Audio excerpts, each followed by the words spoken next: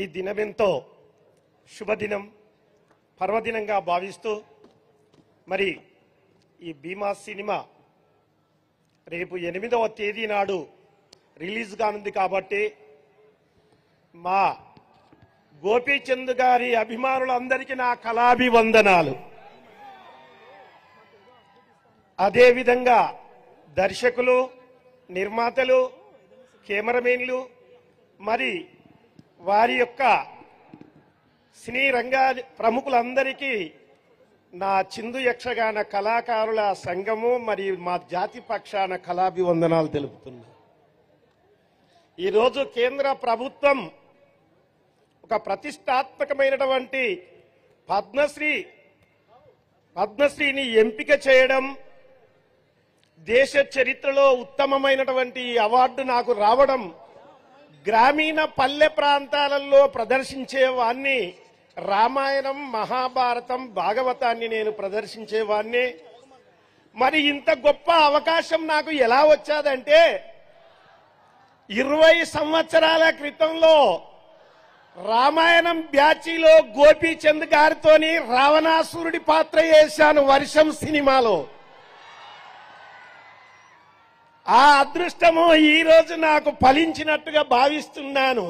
మరి వారితోనే గోపీచంద్ గారితోని మరి ప్రభాస్ గారితోనే నాకు ప్రభాస్ గారితోనే మాకు ఈ గొప్ప అవకాశం దక్కిందని మరి మా గోపీచంద్ గారు మరి మా ప్రభాస్ గారు వారు ఇద్దరు నా అభిమానులు. ఎనలేనటువంటి వారి సినిమాలంటే నాకు ఎంతో ఇష్టంగా భావిస్తున్నాను. కావున ఈనాడు ఈ ఓరుగలులో పుట్టినందులకు నేనెంతగానో ఆనందిస్తున్నాను. నా జన్మ తరించింది, నన్ను కన్నటువంటి వారు ఎంతో ధన్యులని భావిస్తూ ఈ సభాముఖంగా పెద్దల సభాముఖంగా శిరస్సు వంచి నమస్కరిస్తున్నాను. నా చిరు సత్కారము మా గోపీచంద్ గారికి.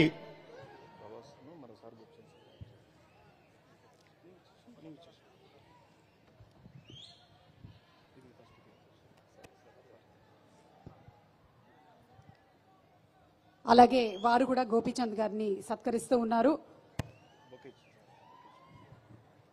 గడ్డం సమ్మయ్య గారు గోపీచంద్ గారిని సత్కరిస్తున్నారు.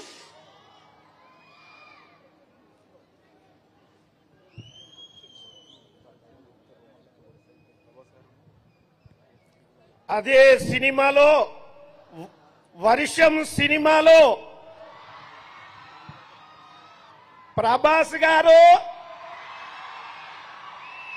గోపీచంద్ గారు లేచి ఆపండ్రా రామాయణం కథను మార్చండిరా, రావణాసురుడివి నీవేనా, సీత మెడలో తాళి కట్టరా అని మా ప్రభాస్ గారు మా గోపీచంద్ గారు ఆ వర్షం సినిమాలో నాకు గొప్ప అవకాశం ఎంఎస్ రాజు గారు నాకు అవకాశం ఇవ్వడము నేను ధన్యుడనైనాను. మరి నా జన్మ తరించింది. ఈ అవార్డు రావడానికి కూడా కారణము మా గోపీచంద్ గారు నాకు ఆ యొక్క దేశ చరిత్రలో పేరుండే విధంగా పద్మశ్రీ వచ్చాది. నాకు కృతజ్ఞతలు తెలుపుతున్నాను. మరి ఇకనైనా మరి ప్రభాస్ గారిది, గోపీచంద్ గారిది మరొక సినిమా రావాలని కూడా ఆశిస్తున్నాను. అవునవును, వర్షం సినిమాలో నేను ప్రభాస్ గారి సిస్టర్ గా చేశాను. నేను కూడా చేయాలనుకుంటున్నాను మళ్ళీ. Okay, thank you sir, thank you so much, thank you and